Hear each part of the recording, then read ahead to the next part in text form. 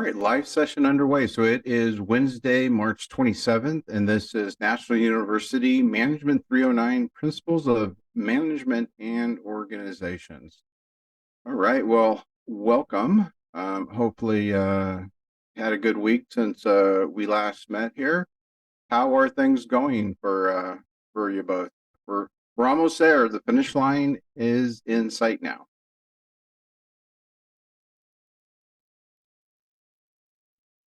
Yeah, I can't wait to get over with the class.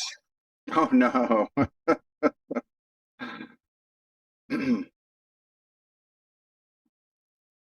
Hey Alex, welcome. We're just getting underway, just asking how things are going for everybody as we're getting here towards the end of class. And Renee was just expressing how sad he is going to be when the class is over. I think that's what you said, right, Renee? Yes, yes. Yes. All right. Okay, well, we're going to go ahead and we'll jump in. Let me share my screen.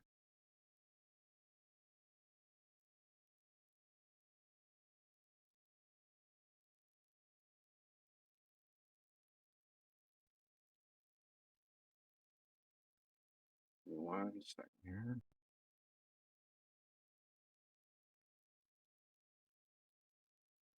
All right, let's get going. So we'll take a look. Well, yes, of course, like normal, answer any questions that you have that you might have, and then we'll take a look at our last two assignments. And assignment 8 is what they consider the signature assignment for this class, and it's a little more in depth than the other ones. So we're looking at managing operations for this week. And with that, operations is it's big. I mean, operations can span every industry and every part of every company. There's some sort of operation that takes place to, operate the company.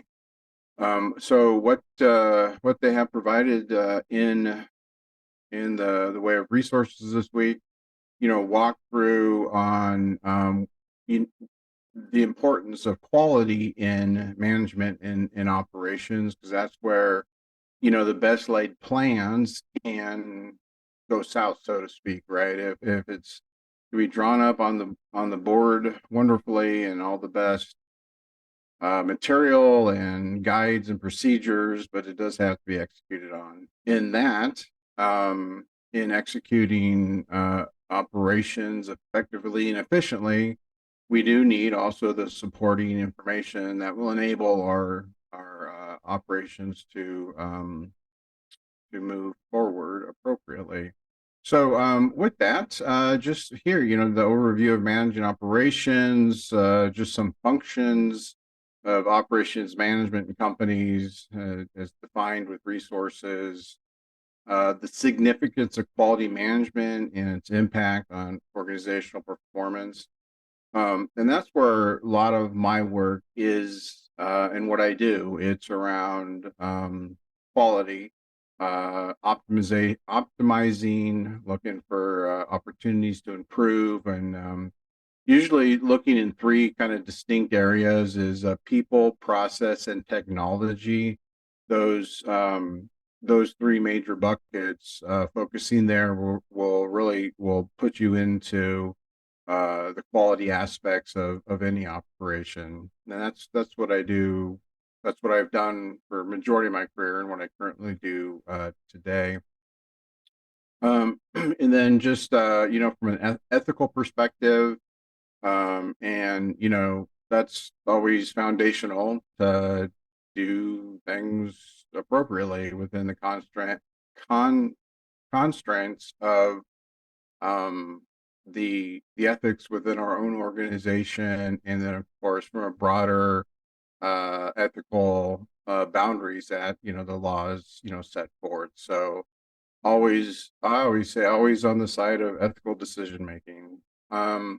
And then just in managing our resources, like I said, the people part of it as well. and just kind of walking through here and what some of that looks like for you.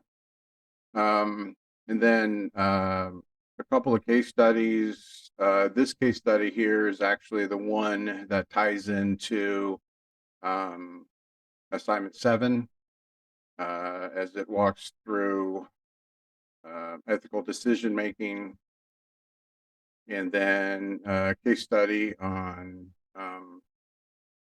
diversity, equity, and inclusion as well. So let's see, that's the material that's provided, and then of course with like every week, your discussions, assignments, and a short quiz, and then what the summary looks like, kind of wrapping it all together there.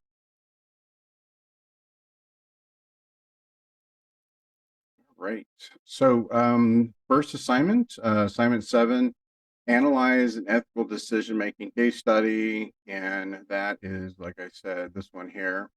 A couple of students did reach out to me that they were having trouble with the link, so I went ahead and also pasted or uploaded, I should say, that same case study here in the assignment, just in case there were some issues getting to it. All right. Let's see here. I'll make sure I got the right one. I think maybe I did it. Let me see here. Yeah, that's the right one. Okay, good.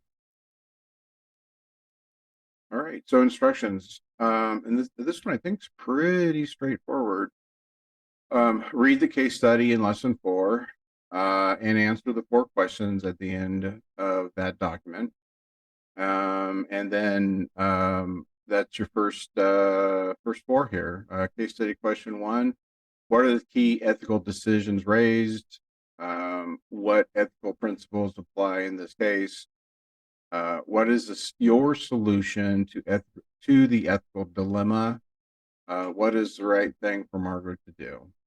And then lastly, what ethical leadership lessons have you learned? So the first really 3 questions, but on the third one there, you're giving your insights on what Margot should do in that dilemma. And then, of course, this last one is yours to think about and answer. Not long. This is not long. Page length, minimum 2.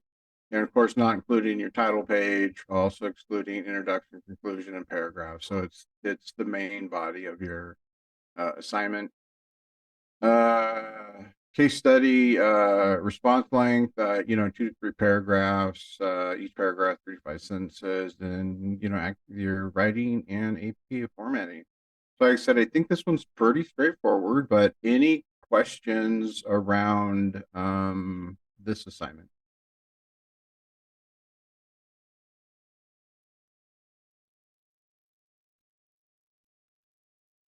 Ready? Let me go to then number 8, the last one. All right. Assignment 8, signature assignment: develop an action plan for a business change you like to manage. All right, so background. For the signature assignment, you will develop an action plan for a new managerial business initiative you want to start. You will be creating this action plan to pitch to senior leadership, as well as a manual to execute the plan. Please follow all the bulleted instructions below. So let's go back to the top here. You will develop an action plan for a new managerial business initiative. So that you want to start. So this sets inside an existing organization. It says you will be creating an action plan to pitch to senior leadership.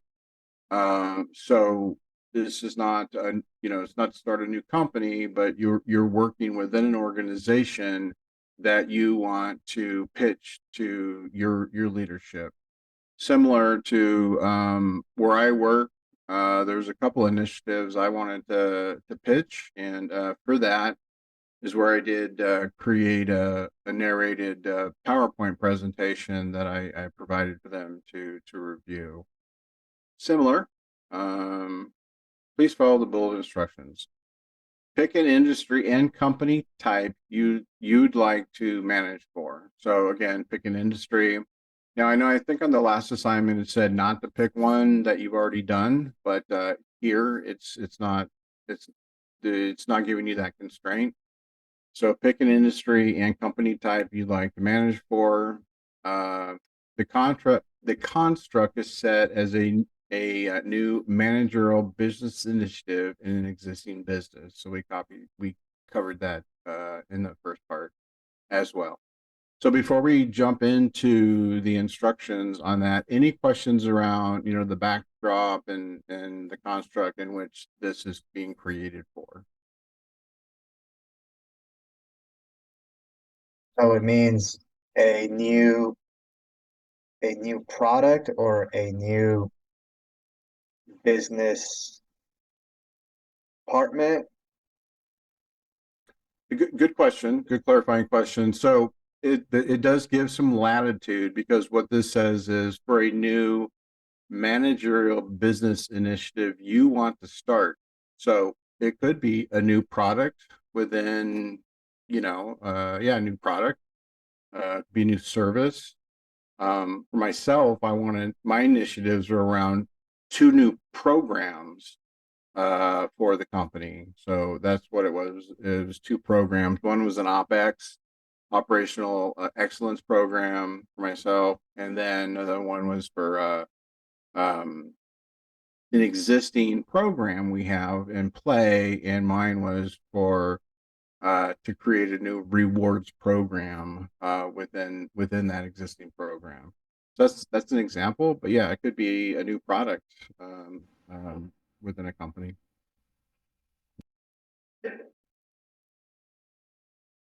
I was gonna say I just look I'm kind of reading ahead a little bit, and Yeah. like every single one of these I'm not complaining. I'm just saying every single one of these assignments has like some kind of DEI inclusion thing, and like if you're picking a product, how are you gonna fit a DEI inclusion strategy for, I don't know, say like a new soda line? Like if everyone in this class picks a product, that doesn't make sense. Like, why do I need to put that in there? Yeah, so that's a good question. Let me pin that just for a second because I see that's the one down here, as you said, skipping ahead a little bit. So let's pin that just for a second, and then let me get through the top view, and then we hit that one. We can expand and elaborate on. So that's good clarifying question as well. All right, well let's go ahead and start to walk through it. Again, some of these things are somewhat redundant in requirements, but let's walk through it. Title page, so APA formatted title page, table of contents, introduction, state the purpose of the operational manual. Choose and outline your change proposal, detail the management theory to be used, and any innovative ideas in the manual. The background, describe the background of your company, the industry, products, services, customer base, and sales method, i.e. retail, online, or other. Scope, detail the new operation, including product, service, supplies, human resource plans, stakeholders, cost structure, and expected savings. So when we talk about including products, yeah, if you're selling a tangible product, for where I work at Providence, basically our product is, it's products and services, and we service our patients. The product is, the product would be I would say within the service that we provide. So we're a provider. And so it's a little different from selling, like, so we're Coca-Cola or Tesla, we sold something. but the product would be within the services that we provide, right? So it's when you're looking at a service company, it can be a little different when you look at the product within a service company. Your suppliers, and then who's supplying you for what your product and service is. Human resource plan, and I think our last assignment we did the human resource plan. So, and again, um, uh, all of this, not each one of these components under scope. You have to kind of gauge how long those would be to fit within, your entire um, um, assignment here. Okay. Uh, Procedures list 7 to 10 steps to integrate the new operation in a bulleted or numbered format. And then let's see. So I mean, how is this going to go forward, right? So 7 to 10 steps to integrate the new operation in a bulleted or numbered format. Step one, because you're going to integrate it, so that means it's already been approved. So step one, maybe it's your communication. How you're going to communicate this. Step two could be how are you going to receive input on the program, because you do, especially if it's new, you do want to have a communication channel, not only to get it out there, make people aware of it, but you also want to receive feedback, because a lot of times with a new initiative, you'll make some tweaks after it goes live, and etc. Right?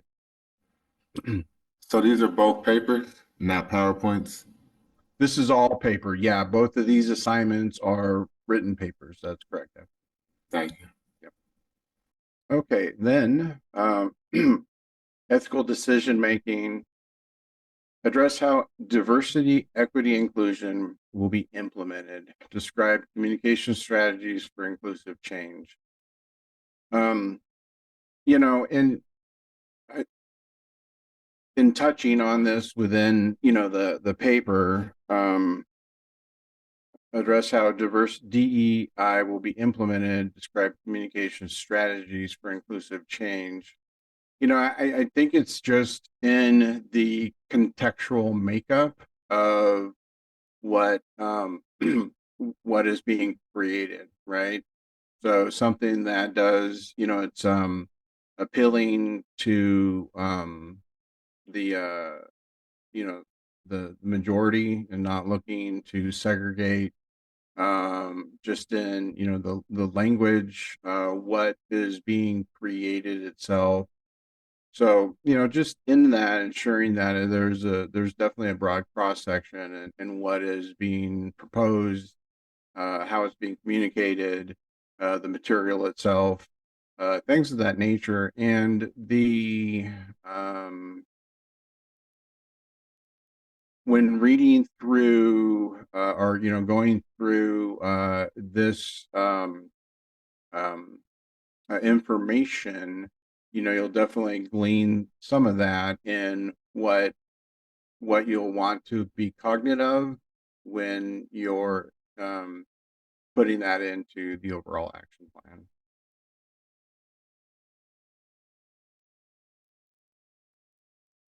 Okay. Yeah. Well, I was just rereading some of this, this DE&I down here.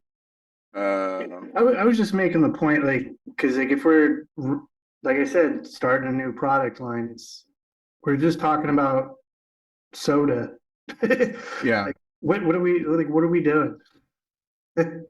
Yeah, and I think in that, right? So like if it is like the new Coke or Coca-Cola, right? That's right off the top, it's like, okay, well, it's a new soda. Let's just say new soda. It is I mean, that's for the masses. And then, so there's really nothing to not take into everybody. It's just a new soda line. And then I think, just as we think about our target market, how we would communicate that. Now that's a new product. And that, would be, we're taking something that's like, all right, we're just creating a soda with less sugar or something, or a different sweetener. I don't know. So it's not being necessarily created to target a specific group. It is for the masses. If it's a new program, like a program within an organization, well, just to ensure that it is created not to isolate. Like for example, like the rewards program I had pitched. If I was saying, well, the only people that could qualify for this program would have to be, within a certain age bracket or a certain experience, or if they are, if I made some specifics about gender or ethnicity, that the only people that could apply for this reward program would have to be within this narrow scope, and saying, well, all these other things are excluded if you're, if you don't qualify for this or you fall into that, then you're not able to even qualify for this rewards program. And that would be not, taken into account DEI. So. Yeah, no, I get what you're saying, and I appreciate you trying to answer the question. I was just making the point that it just seems like they're just like squeezing it in wherever they think they can hammer it into the course. Yeah. Like everywhere you go, if you're not starting a new company, they're gonna have some kind of program already in place. And I know we can't always think like we're just an employee, because one day everyone here probably wants to work in a company where they're senior level management or something, and they're gonna have to create the plan. But I digress. I get it. I get it. Yeah. Sometimes, Alex, you go into a company and you're working there and you realize that the plan needs to be revamped because what you have going on doesn't work. And so you need a new one. Yeah, that's true. I get that. Yeah. But I do. In the context of this, it kind of doesn't fit. I do hear you. You're feeling that it's just a little too overemphasized within constructs of the work the assignments and things we're doing here. Yes. Yeah. All right.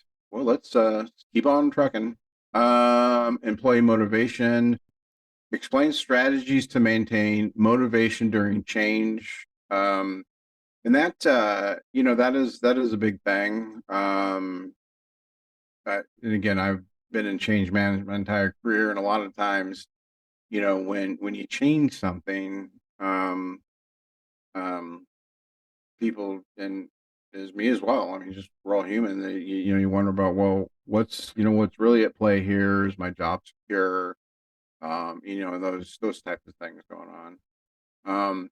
And then also, like mine was a rewards program. And so there wasn't really a lot of change in the work per se. I would say maybe keep them motivated. And it was rewards based on projects and things of that nature. So, perhaps, in that sense, it's keeping them motivated to, do some good work. Detail handling of complaints, questions, training, and incentives. And that's where, like, the complaints and questions, where you have a feedback loop once you get the program out there, the initiative out there, because inevitably you definitely get questions, and then inevitably somebody will complain about something. So, and then training and incentives. So it's a new product and you're going to sell it. Do people like the training? Could it be the training around, your customer service? Could be training around how to sell it, training around just the details of this new thing, and, incentives. So, now mine was an incentive program, but, incentives around maybe, new sales, handling customer complaints from the outside, things like that. All right, conclusion, length, maximum 5 pages, excluding title, table, content, reference, 3 references. Now these are saying, because a lot of times the references, you'll see scholarly references, and that technically means it needs to be peer reviewed. But this one's saying here, does not need to be peer reviewed, but it is saying within the last 3 years. And then, number 7, APA.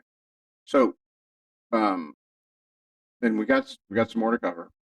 Background, tease up the overarching, hey, this is our sandbox we're playing in. The instructions to walk you through each piece of it.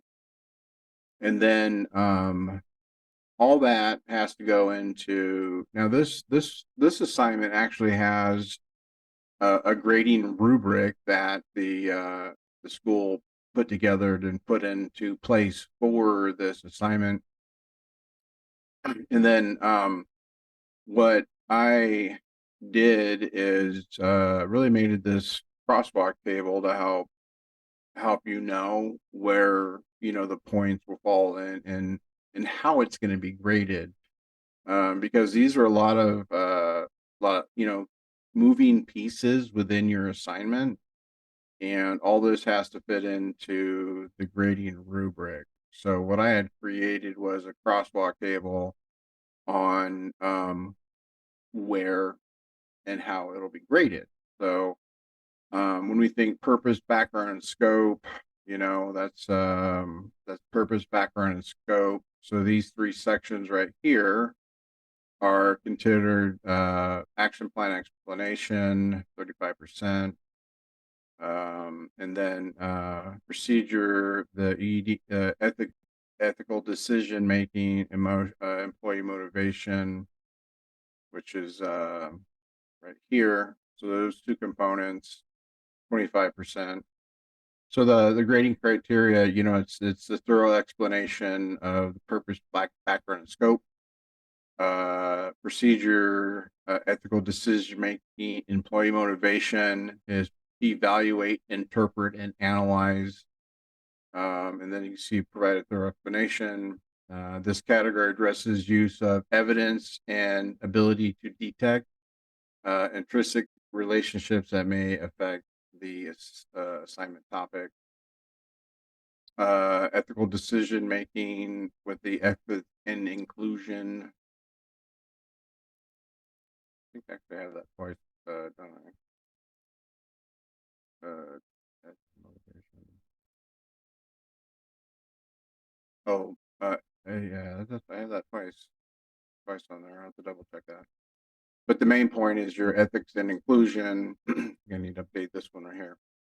This category addresses the diverse thinking of open-minded exploration of conflicting hypotheses. And I think, let me make that change right now.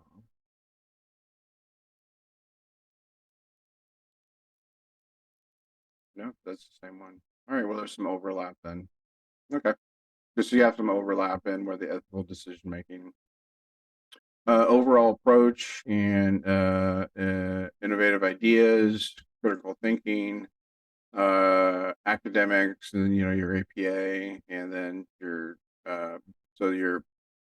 grammar, mechanics, in the writing, title page, table, overall formatting, and APA 7. So, like I said, I did the best I could to take all these moving pieces, put it in an alignment with the grading rubric that the school created for this one. Again, so, when I review your paper and you get your grade, you'll know how things lined up. And that's it for that one. This will be a little bit more work than the other ones.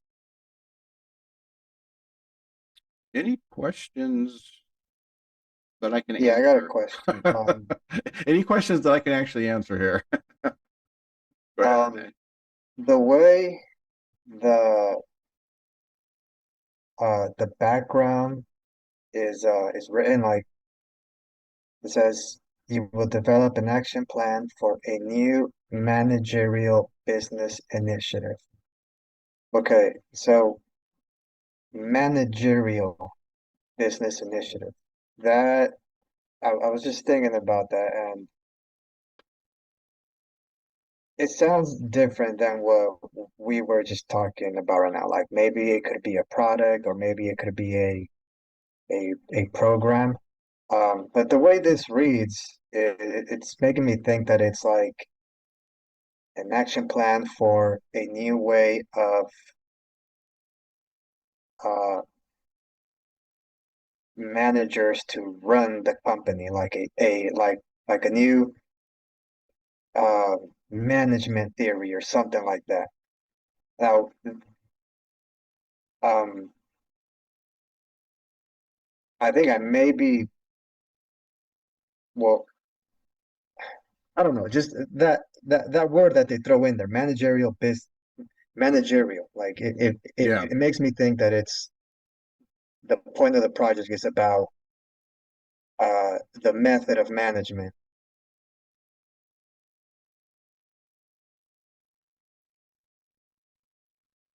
And you know, I Like think I'd something have like to no, I think I'd have to agree with you on that. The managerial part would be less specific around creating a new product.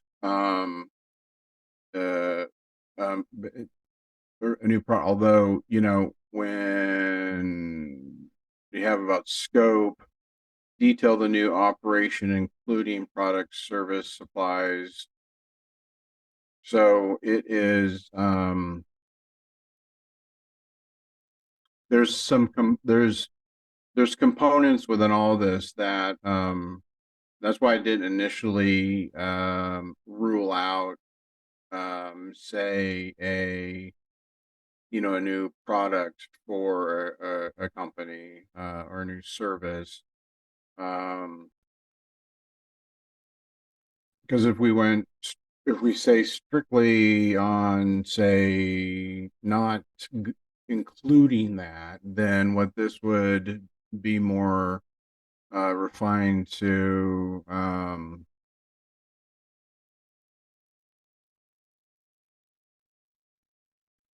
it's just confusing. They try to, whoever wrote this, they try to make it seem all fancy and really, you know, like they they just try to word it so fancy that you just they really not getting the point across. I mean, they put all these extra fluff in there, and you know, and trying to make it seem like it's